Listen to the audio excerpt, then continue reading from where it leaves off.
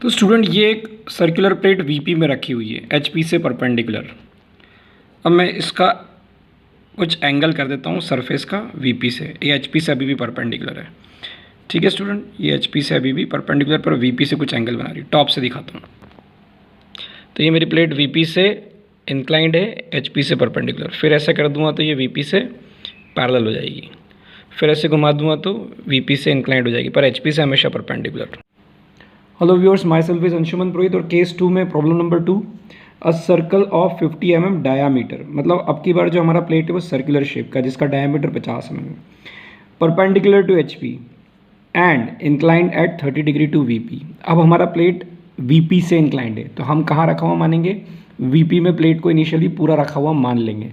ठीक है स्टूडेंट, तो जब वीपी में प्लेट रखेंगे तो फ्रंट से देखने पे हमें सर्कल दिखेगा। प्लेट वीपी में रखी तो वीपी के पैरेलल है, इसलिए सर्कल दिखेगा। टॉप से देखने पे हमें एक लाइन दिखेगी जो कि एक्स वाई पे दिखेगी। सर्कल हम एक्स वाई से कितना भी ऊपर बना सकते हैं, क्योंकि हमें अबव एचपी कोई इन्फॉर्मेशन नहीं दी है। तो अपने राउंडर पे 2.5 सेंटीमीटर रेडियस ले लीजिए। ठीक है स्टूडेंट, एक सर्कल बनाएंगे एक्स वाई के ऊपर फ्रंट व्यू में।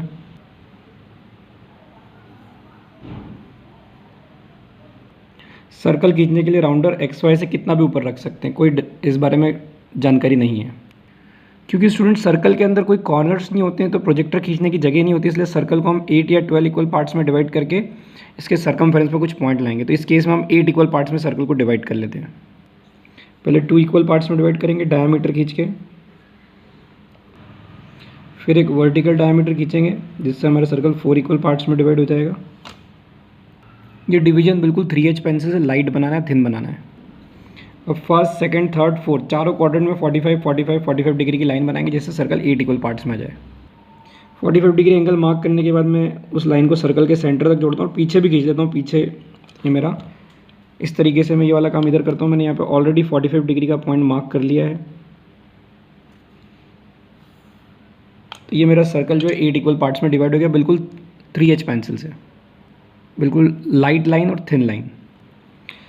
तो ये जो पॉइंट्स आए हैं सर्कमफेरेंस पे, इनको कुछ नाम देते हैं ABCD या 1 2 3 4। तो फ्रंट व्यू तो डैश में नाम देंगे, 1 dash, 2 dash, 3 dash, 4 dash, 5 dash, 6 dash, 7 dash, 8 dash. आप इस डायरेक्शन में भी दे सकते हैं, क्लॉकवाइज डायरेक्शन में, कोई फ़र्क नहीं पड़ता। आप एक एक करके ये 8 पॉइंट के प्रोजेक्टर एक्स वाई पे लेके आएंगे, क्योंकि इसका टॉप व्यू एक्स वाई पे दिखने वाला।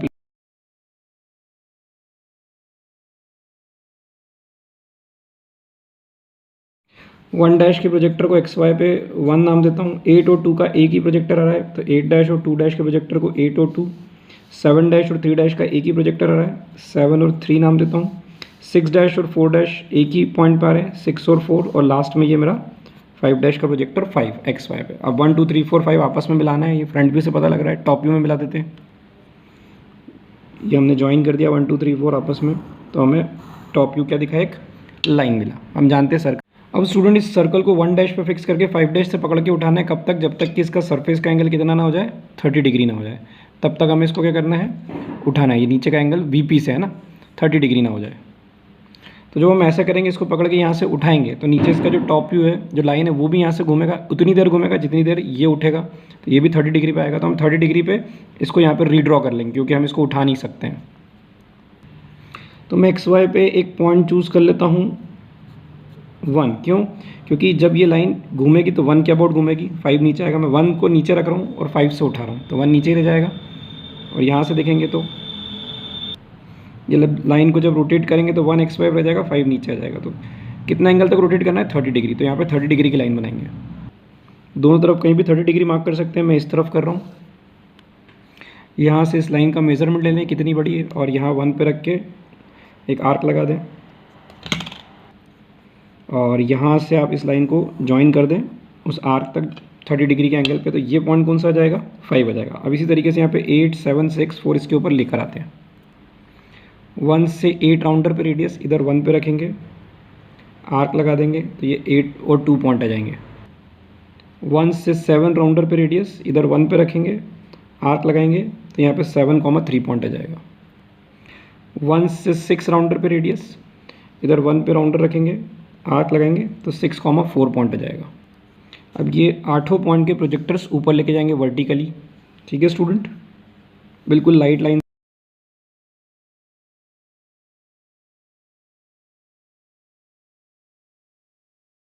यहाँ से 3 डैश का प्रोजेक्टर हॉरिजॉन्टली एक्स वाई के पैरेलल लाएंगे और जहाँ भी 3 के प्रोजेक्टर को इंटरसेक्ट करेगा तो आपका नया पॉइंट आ जाएगा 3 1 डैश। 2 डैश का प्रोजेक्टर लेके चलेंगे स्टूडेंट, जो कि 4 डैश से पास होता हुआ जाएगा। तो जहाँ भी ये 2 के प्रोजेक्टर को काटेगा तो ये आपका पॉइंट आ जाएगा 2 1 डैश। क्योंकि 2 डैश का प्रोजेक्टर 4 डैश से भी पास हो रहा है तो इसी प्रोजेक्टर को आगे लेके जाएंगे कहाँ तक, जहाँ पे 4 का प्रोजेक्टर। तो ये आपका कौन सा पॉइंट आ जाएगा, 4 1 डैश हो जाएगा। 1 डैश का प्रोजेक्टर लेके जाएंगे तो 1 डैश का जो प्रोजेक्टर है वो 5 डैश से होकर जाएगा और नीचे देखिए यहाँ पे ये 1 के प्रोजेक्टर को जहाँ इंटरसेक्ट कर रहा है ये मेरा 1 1 डैश हो जाएगा। इसी तरीके से सेम प्रोजेक्टर मेरा 5 का भी रहेगा। ये देखिए यहाँ पे 5 के प्रोजेक्टर को जहाँ इंटरसेक्ट करा ये मेरा 5 1 डैश हो गया। फिर 8 डैश से प्रोजेक्टर खींचूंगा स्टूडेंट, ये 6 डैश से होता हुआ जाएगा और ये यहाँ पे मेरे 8 डैश को काट रहा है नीचे से 8 को, और ये 6 डैश का भी वही प्रोजेक्टर है, इसको आगे लेके जाता हूँ। ये देखिए ये 6 डैश का, ये 6 को काट रहा है, ये 6 1 डैश, ये 8 का और ये 8 डैश का, 8 1 डैश। 7 डैश का प्रोजेक्टर लेके चलते हैं, जहाँ 7 के प्रोजेक्टर को काटेगा वहाँ पे हमारा पॉइंट आ जाएगा 7 1 डैश। ठीक है स्टूडेंट। अब ये सभी point 1 dash 2 dash 3 dash 4 dash को आपस में फ्री हैंड से जोड़ देंगे। तो ये एक कर्व में जोड़ना है क्योंकि सर्कल है, तो ये जब आप जोड़ेंगे तो ये आपको क्या मिल जाएगा, एक एलिप्स मिलेगा।